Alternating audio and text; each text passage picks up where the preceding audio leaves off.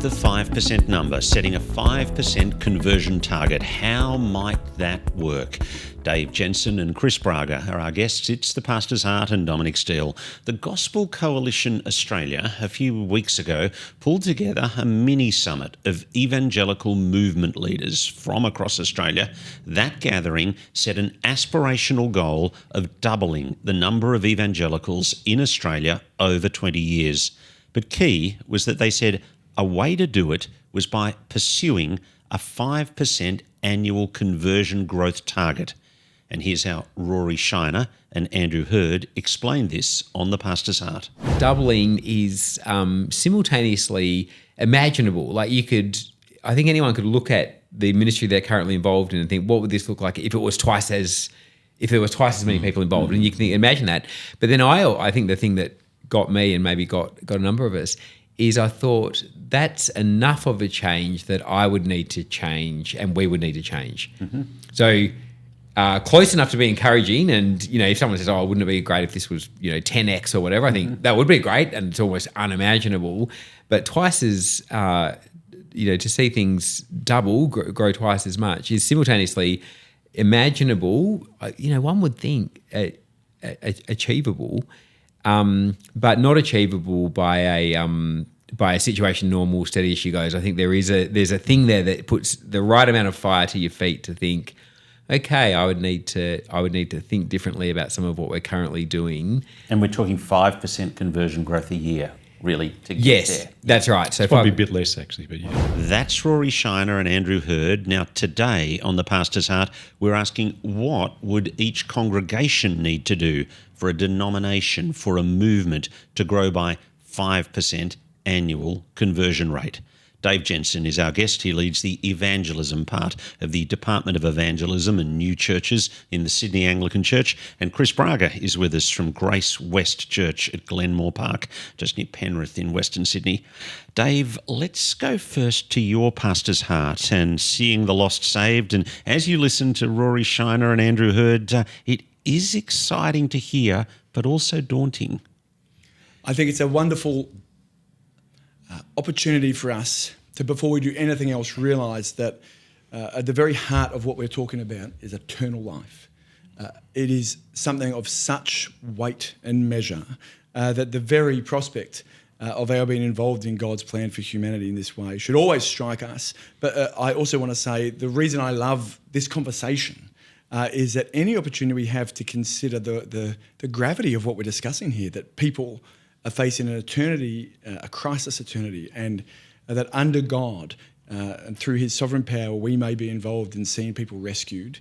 I think my hope and my prayer for myself and for others is that to be gripped by that is the fuel that should drive us forward. And if we fall short of it, so what? We had a crack at it, and we're not going to go to glory wondering. So that we give a damn about the damned. That's the line I use, and this sort of thing, it reeks of that we care what happens to the lost. Now, just let's explore the word daunting for a minute, because, I'm imagining there are people going to be watching, listening to us now.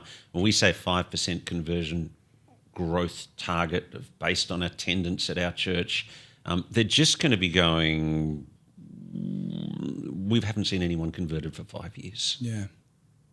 I think the most helpful way to think about this number is to realise it is actually palatable, but the most helpful thing to do is to apply it into your congregation. I'll use an example of I've worked at churches of all sizes, and I remember having this number several years ago at a church overseas and thinking, oh my goodness, 5%, there hasn't been a conversion here for years. But then I realised as I applied that number, that percentage just to the adults, I was talking about 5 conversions. Okay, so tell us about the size. Let's make it real concrete. How many people in the church at the time? Well, there was 100 adults, okay, there or thereabouts. And so you wanted to see 5 converts. And I wanted to see 5 conversions that year. Now, I was beginning the conversation in January with myself and thinking, okay, that's not beyond us to get to 5. Now, when we did that, and that was very manageable. But I've also worked at much bigger churches where the 5% has been huge. So I worked at EV Church, or in fact, my first ever job as an evangelism minister was at MBM in Western Sydney. Yep. And I remember my first day, I was the mission pastor, and Ray Galea said to me, Dave, we're aiming for 5%. that's 52 adults. And I said, that's one a week. And he's like, what are you waiting for? and it was and I was so overwhelmed. But after a while, I realised, I don't know, this is manageable if I make it a solid number, and it's under God's sovereignty, but I make it a solid number, and I have chunks of it. I don't have to. And if I don't reach 52, if I just actually try and aim for half of that and then build up to that number, now under God in that year we were able to hit it, but over other times I've sort of gone, right, 5%, how do I get there if I'm at 0? Well, I'll go for 2.5 the first year and then build to 5% the next year. But to have it as an outcome I'm seeking to pursue, I've never felt proud but actually felt in a way, hey, it's stretch, but I can grab it under God. So I think it is a number that it might feel daunting, the percentage part of it, but when you break it down and just use it for adults, that's what I like. We could talk about that. Yeah, we're going to have an adult youth discussion. I think it is palatable and doable. Yeah, it's absolutely manageable. Yeah. Well, I wanted to bring you in here, Chris Braga, because Dave came along and did a presentation at your staff team that was kind of game-changing for your team. Yeah. Dave came 3 years ago. 3 years ago, Dave came and visited us as a staff team. We'd kind of put together some plans for mission, and Dave really encouraged us to think very deliberately about where people are going to hear the message of Jesus.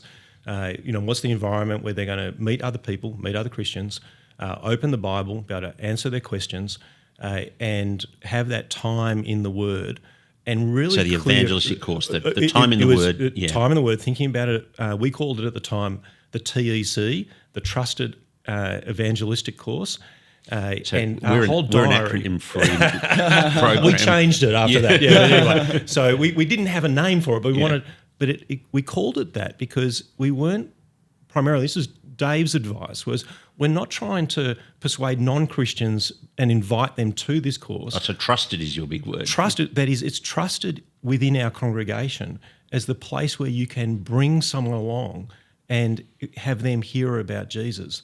And so it's building confidence with our congregation, with our church members. That's interesting. I mean, that's one of the reasons why Introducing God has worked well here, because so many people here have been saved by doing that course. Therefore, they trust it. Therefore, I'm prepared. They're prepared to bring people to it. Yeah. And so I think that over the last, when we started, trust gets built slowly. And so it's taken time to build momentum and also explain why we don't do all the things we might have done in the past. So lots of events, lots of other things, and our diary really revolving around the start date of those courses. And even Dave's encouragement to say, Chris, don't just do something and see who wants to do the course, but put the date in the diary. And we've even been in a situation where we don't know anyone signed up, and we've been literally standing in the car park, praying that people would come, and they have, because people know we're going to do it. They know that it's going to be somewhere to hear about Jesus. The last course, I think we had 4 people signed up, and then when it kicked off, there was 16. So people brought their friends because we know we're going to run it. We're not going to cancel. And even if there's one person there, we'll have run it. So Sophia has been running a course 4 times a year. That kind of time frame, and sometimes they've succeeded. Sometimes because we've got a second site, and so sometimes we haven't been able to pull it off at the second site. So you're running in the 2 sites. Your aspiration is to run it on the big site 4 times a year, and on the small site once or twice. Okay, right. Yeah. Now, what's happened under God? In terms of, Dave just talked about percentage change from no one had been converted to what's happened at your place. Yeah. Look, I think that under God is, I love reporting and just sharing people becoming Christians. 2 years ago, I shared that 6 adults had been converted, and that's great news. Yeah. And last year, it was I was able to share that 24 adults had become Christian. Okay, now let's do that in terms of percentages. What's that look like? Well, adult attendance is about 350 each week, and the total number of adults in our community is about 500. Okay, but if average Sunday attendance? Adults? About adults. 350. Yeah. Okay, yeah. So if we go 24 divided by 350, that gives us a 6.8% It's 6 point, conversion rate. Yeah. Well, that's good, David Jensen. Yeah, that's pretty good. Good. No, it's amazing. And Praise God for that. God. Yeah. And can I say one of the key things I've been struck by at Glenmore Park is the key words about whatever you're doing in evangelism. So if we can go with, hey, you're going to have an intentional plan. Let's use a course as an example, which I think is a good example. Biblical, repeatable, reliable, dependable, and scalable. And it's the opposite of a quick fix, but that doesn't, so it requires patience. It takes several years to build social capital with your congregation, because the demographic that will be most often converted in Australia, they've actually got something in common, that 95% of them or so know a Christian. And so the Christian is the person who brings them to the course, and that's been the case at Glenmore Park, hasn't it? People bring in people. Yeah. Some people do just turn up. I mean, that's interesting. But, I think our experience has actually been, we've probably seen more people. I mean, we've been running course once a term for a long, long time. We've probably seen more people come because of the website, because of the social media, that kind of thing.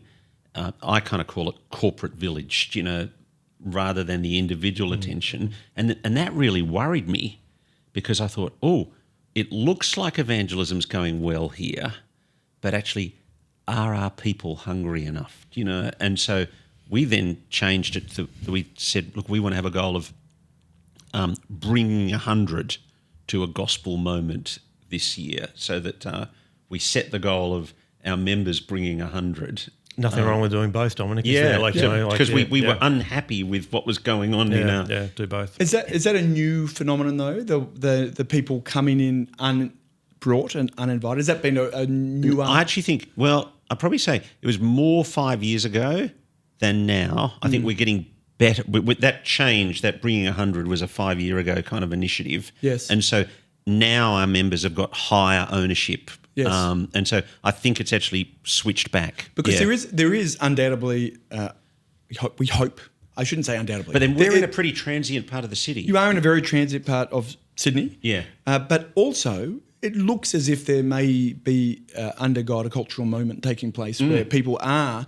and in fact, COVID... Actually, right now there's a moment. Right at this moment. Yeah. And COVID didn't cause it, but COVID displayed it. The emptiness, the desire for meaning, the deep desire for community, for knowledge, and in the midst of all sorts of social disorder, as we've talked about here on the podcast before, on Pastor's Heart before, that if our churches are ready to evangelise clearly, effectively, engagingly to the people who are brought and the people who just rock up, that's the strategy. That in essence, that we're ready. And I've got to say, in my experience, the churches that see the most conversions, they're not the ones necessarily with the best signage or the best website. Well, that can often play a part.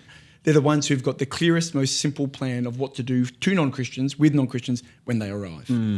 So, I mean, let's just take a little digression for a moment, because I was in a prayer meeting with a group of ministers yesterday, and every one of us said, it feels like there's something going on in the softening of the ground at the moment that's a little bit unexpected. And we've talked about this on the Pastor's Heart before, but compared to what you said to us, I don't know, when it was 4 or 5 months ago, what's your read if anything's changed in the last 5 months?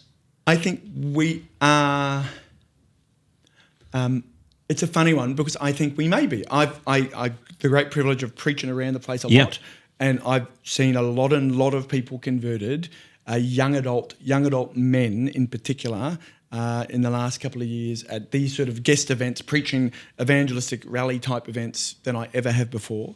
It's worth identifying that those events, the ones that I've seen the most fruit at, are often at churches who have got a great evangelistic program already happening, and this is sort of the culmination of that. It's riding on that program. But here's what I think is potentially going on. I think it's going to take time for us to identify whether this is real or not.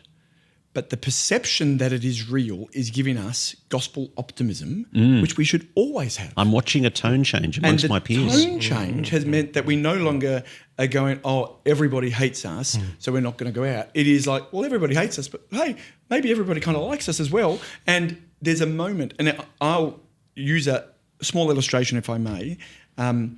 My sons play rugby league, God's favourite sport, and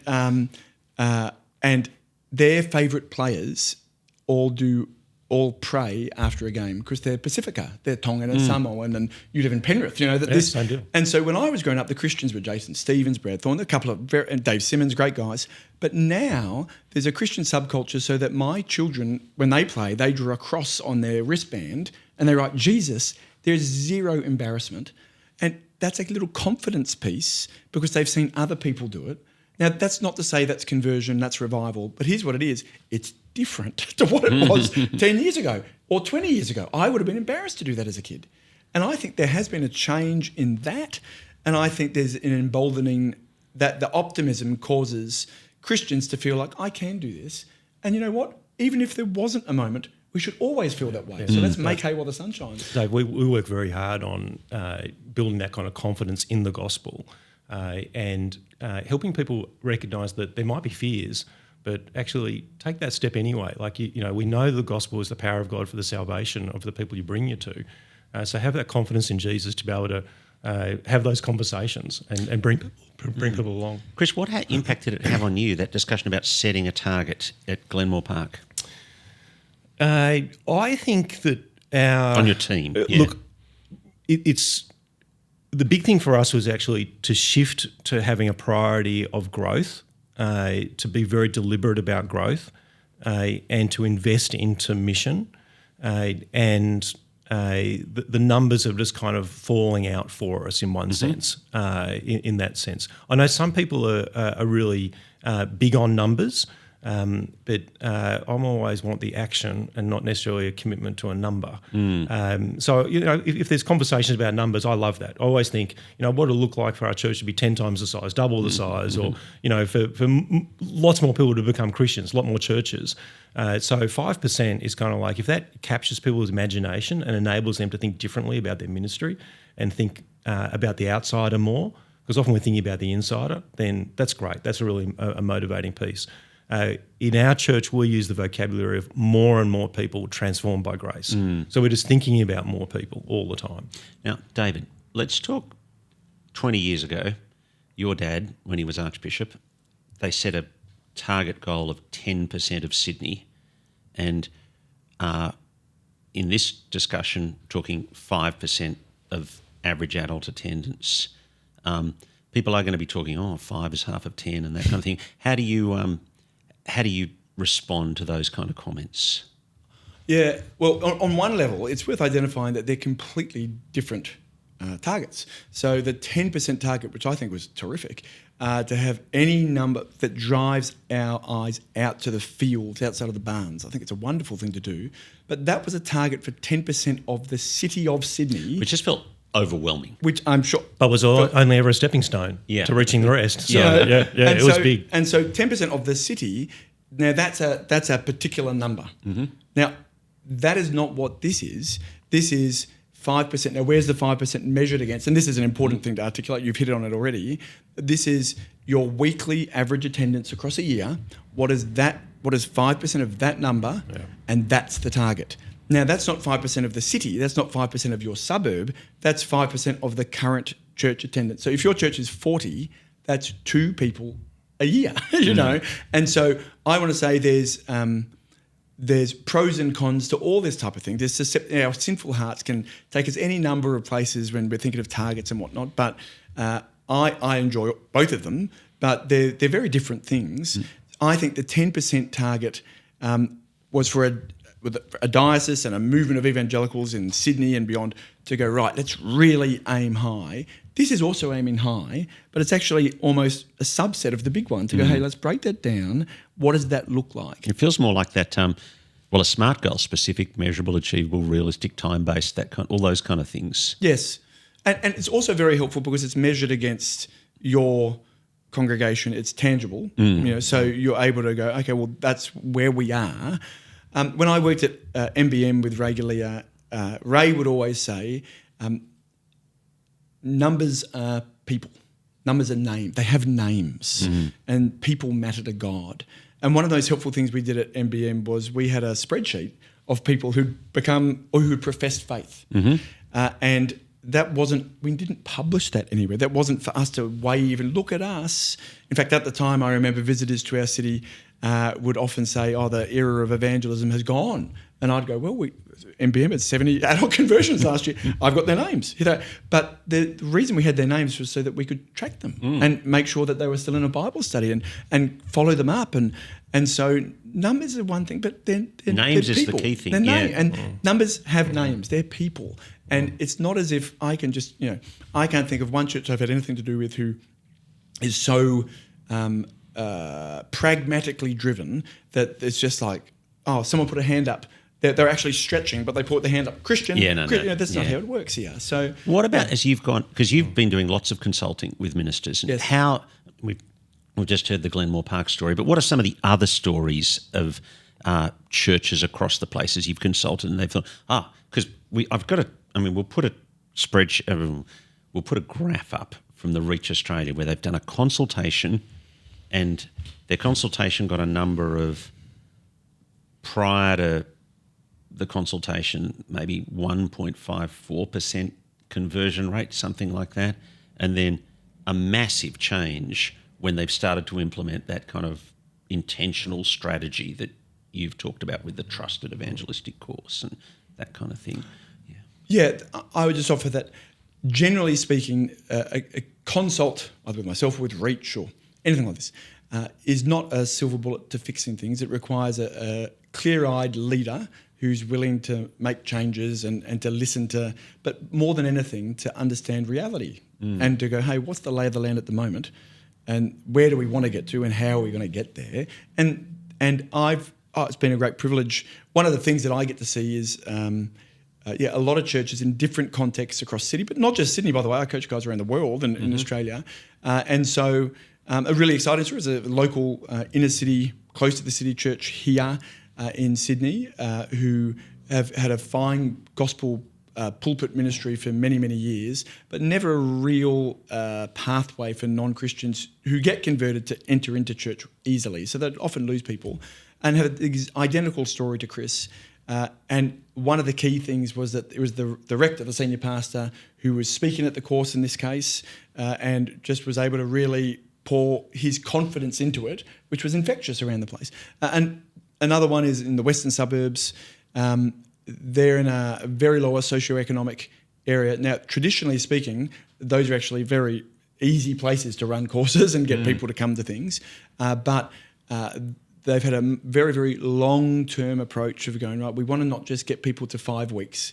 We want to make sure they plug into a Bible study afterwards. And they're finishing up their second year of running things. And they've gone from really one or two a year for probably 20 years to they had 7 last year, 14 this year. I got a text message this morning in the eastern suburbs. So far this year, 7. And Sutherland Shire. And it's all over the place, actually. And the thing is, what's fascinating is that it's not a big personality at play or anything. It's really just slowed down, consistent, planned, thoughtful prioritisation. And it's difficult because it's always prioritising invisible people over the visible, and that's difficult. But it does work because the saints, we have the Holy Spirit within us. We want to evangelise. We want to bring people. And so, it's happening. People become Christians in Australia every single day, and young people become Christians every single day. It's astonishing. So, lots to be encouraged by. Now, one of my mates was at a meeting with a number of senior ministers the other day, and they were discussing the feasibility of this 5% target. And he said that the big discussion was, do we count kids and youth as well as adults? And they said, if we include kids and youth, we're killing it. But if we don't, we don't include kids and youth, we're getting nowhere near it. And what's your? Well, I offer we count youth and adults separately, so that we have 2 spreadsheets, because we want to rejoice over the profession of faith in youth. 80%, so we're told, profess faith under the age of 18. However, that is indicative. What do you make of that? Because Dave, I think that number is about 50% of that number are our children. Yes, just not us, but not but, just us. but the children of Christian people, about half our churches are filled with those people. But you have 8 children, I have 6, so it is us as well. But yes, I understand. So we're seeing conversions in that younger age group. So it's about 50-50 in one sense. So it's kind of under age. There's another way of skewing it, which is to say, it's not that it's saying 80% of our population are getting converted under the age of 18. It's saying 80% of our Christians, which actually is saying is it possible we're just really bad at evangelism to adults? That we haven't put enough effort into it. And that's what I think is. You want to be able to, it's a different game, thinking about what does it look like to take the message of Jesus to young people as adults. And I think that historically we've been doing fairly well in that teenage space. But the idea of actually focusing. That you are the chair of. I used to be chair of Anglican Youth Works, Works, and we love young people becoming Christians. I've spoken to a youth campus recently. The 80% number is actually a sign that we're failing in adult evangelism. Yeah, so we need to be thinking about everyone, and there are a lot of people who are over the age of 18. How do you count? I mean, I was in a discussion with somebody last 24 hours, and I showed them essentially my equivalent to your spreadsheet, my list of names, and how do you qualify to get on that list? What I mean is, it's not just putting up a hand or ticking a box at a card. It's when do you write somebody down on the list of we saw them saved this year at Glenmore Park? Yes, Phil Colgan, I was talking to him last week, and he kind of joked that at his church you almost had to go to Bible college before he's prepared to write your name on the list. Well, I mean, the book you want to be in is the Lamb's Book of Life. That's the one. So we're trying to we want to find expression of faith in someone, and really it's.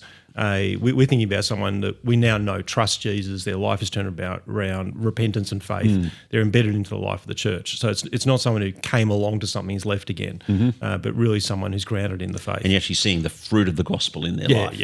Yeah, I completely agree. I think there's 2 ways of doing this that I've seen as effective together. The first one is a profession of faith. We're using that language, not conversion, because we don't know they're converted, but we want to rejoice and trust in the profession. If it's from what we can tell to be a genuine profession. So that's why courses and things are helpful, because you get to know the people. Because you've been talking to them for 6-8 weeks, and when they actually say, I believe in him as my Lord and my Saviour. And if they do a feedback form, you do evangelism explosion diagnostic question or something like this, how do you get to heaven? And if they answer that in a way and you're like, wow, they seem to have got this and they're coming, then I would record that as a profession of faith and rejoice over that. However, if we get to the language of conversion, I think it's most helpful at that point to say you've got to the point where you've handed them over from the evangelism world to the Bible study maturity type world, and that will take a year, in some frameworks. So that's why having a follow-up Bible study is so important. So someone makes a profession, we rejoice. But if they drop off 8 weeks later, well, what do you do to that name? Well, you have to take it off the list. They're no longer professing faith, and that protects you from doubling numbers. And because otherwise, I mean, I would have been counted 8 times. I made 8 professions of faith, So, and it's the same that you've got records, and they're not using the records in order to impress or in order to pretend, but in order to track people and see where they're at. But I think, that language of profession is a helpful one, and we rejoice, trusting that he who calls upon the name of the Lord will be saved. But we are cautious. Yeah, I also find that just having that document, and we use a Google Doc, super helpful, because it stops me from counting them in November last year and March this year. Yeah. Whereas otherwise, if I just had a number, I'd be tempted to do that. I can see how evangelism has so often led to both liberalism and accusations of sneaky lies. Because the temptation in all of us to attach ourselves to these sort of things and think it reflects us well, it's very. So we must be cutthroat on genuine evangelism and genuine conversion and genuine, whilst at the same point being optimistic and rejoicing and just persistent, and able to keep going through it. Dave, there's some irony in that, in one sense, because when you think about mission, you often think about yourself or yourself as a pastor. Like, am I doing a good enough job? Am I doing this well? Am I a failure? when actually missions are always about the other person. It's kind of like, I don't care about myself. I'm actually concerned about them, their salvation. And so taking our eyes off self and just thinking about the other person. And even performance as a minister, you think, there are years where this hasn't been the case at our church, and it's kind of like we just faithfully keep going. Yes. But we just really have our eye on the other person and not us. And the term that's used, when I worked at EV, the term, I love it, is mission work is people work. It's about the people. And you can't do it if you don't know them. And then you weep when I remember sitting there with one of the other pastors you're weeping loving other people. As one of the guys left, as he made a profession, and 6 weeks down the track he was gone, and it was just devastating. But also I walked away going, man, we've known that guy for 2 months, and we're crying about him leaving Jesus, and we're not it's not over, we're still. But that's the kind of, you need someone in there who's really got eyes on these people. They're people, they're precious people. Yeah, this is one of the things that's for our church. We invest heavily in terms of the staff. So Steve Gooch is on our staff team. He's responsible for running our evangelistic course and the mission element of our church life. And that's actually a big sacrifice in the sense of he's really good at it. Proportion of He loves people. They know that he'll walk over hot coals for someone. So they feel deeply loved. He explains the gospel clearly, but also in terms of our staff team, it means it's a significant proportion of our budget, in effect, is being dedicated to mission when it could be dedicated to a whole lot of other things that made our life easier. And so it's a big cost. Last question, David. The small church, the church of 150 and the church of 500. What's going to be the hard thing for each of those different sizes about adopting that 5% target? I think the hard thing's always the same, which is the self-reflective nature of the entire endeavour. In essence, that to begin it all, it will require a mirror on the current state of play and addressing, if we're not hitting that at the moment, we're going to have to change something in order to hit that. And my take has been, it's not about finding a plan that's quite simple, executing the plan that's a bit trickier, but it's that first step of being able to go, if we haven't been hitting it, that's not great. But it's not living and wallowing in it, and that's what I've always loved about Glenmore Park and many others. It's actually saying, okay, so that's happened. Well, what do we learn from that and how do we move on? And I think that small, big or large, once that happens and you can burst through that, then you're free to be able to go, okay, well, what can we change? What can we do slightly differently? But if you're unwilling to acknowledge that it hasn't been happening and actually that's not great, it's going to be very, very difficult to make it happen. Mm-hmm. Thanks so much for coming in, gentlemen. David Jensen has been my guest. He leads the evangelism part of the Department of Evangelism and New Churches in the Sydney Anglican Church, and also Chris Braga, with us, Senior Pastor of Grace West Church at Glenmore Park to the west of Sydney. My name's Dominic Steele. You've been with us on The Pastor's Heart, and we'll look forward to your company next Tuesday afternoon.